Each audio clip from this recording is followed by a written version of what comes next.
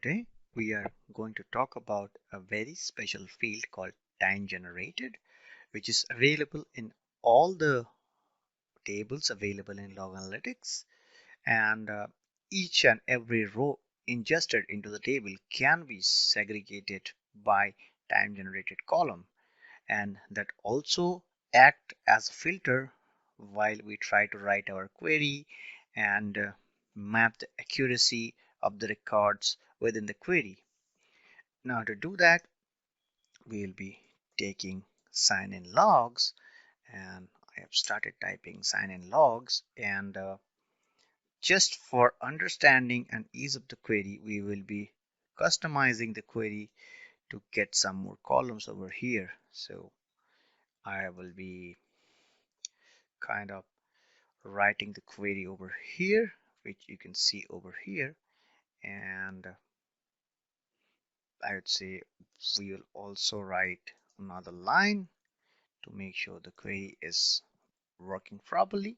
So basically what we are trying to achieve here is, for any given point of time range, we always try to get the max time, the minimum time, and also the time for today, right?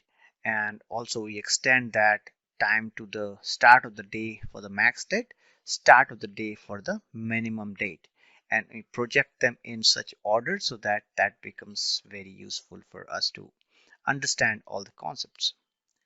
And now as you can see, because we have not specified anything, we already have a time range column which is last 24 hours, and when you click on that, we have various options starting from 30 minutes to 7 days, and also we can filter particular custom range. That's where the query will run and bring the data within that given time range. But apart from that, right, first let us try to run that. So once we run that for last 24 hours, right, we should see a result of last 24 hours. As you can see, today is the 16th, and the max is of 16 and the min is of 15 because that is for last 24 hours. And the time for max and min gives us basically the specific edging records. So the first record ingested in last 24 hours is this, and the latest record is coming under max time. Now, just to specify our filter in a detailed way, what we would do is we will start writing the query and apply a where condition and say where time generated ago. Ago is another wonderful keyword, and then we would say 24 hour. All right, and we run this query again, and as you can see, the moment we have added this time generated filter, the time range has automatically become set in query. That means if we apply a filter within this query console, that basically gets a precedence over the time range we set it on top. All right, as you can see, as a result, there is no change because we almost picked up the same filter as last 24 hour. Rather than selecting from the top, we have selected in the query. Now, just to make it a little more specific, we will be commenting out that line, and we'll be adding one more line which is already written by me. And herein we are trying to get data which is within last 3 days, but do not include the last day's data. And once we run that, so as the result comes, we can see today is 16th and the max date is 15th because we have skipped last 1 day's data, and the minimum was 13th, and the same goes for max time and max min time as well.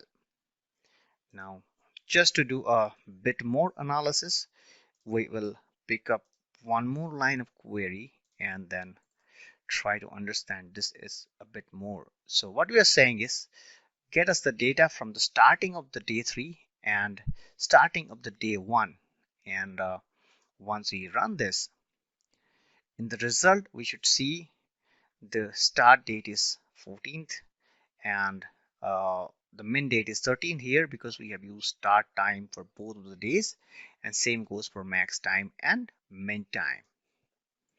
Now moving towards our further example, we would define between. So the difference between previous and this was we were using AND condition to bracket the data, for example the start time and the end time, or vice versa. Here we'll be using the between operator to kind of look at the start time and the end time for a data, right? And as you can see, we have used start of the day, so it will start bringing up the day from 7 days from now ending till date. So if we run this now, all right, what will happen is it will always bring the latest, and max is for today's data, and then min date is 7 days from now, 7 days previous from now. Now to look at our next example, I'll keep commenting the previous comments. So there would be cases wherein we would like to apply the time filter between, and also we would like to specify a dedicated time for which we want to see the data in. For example, in this case, we would like to see the data from the 13th, and we would be very specific to start with, end with maybe 16th, 2000 hours. Now if I run this query, and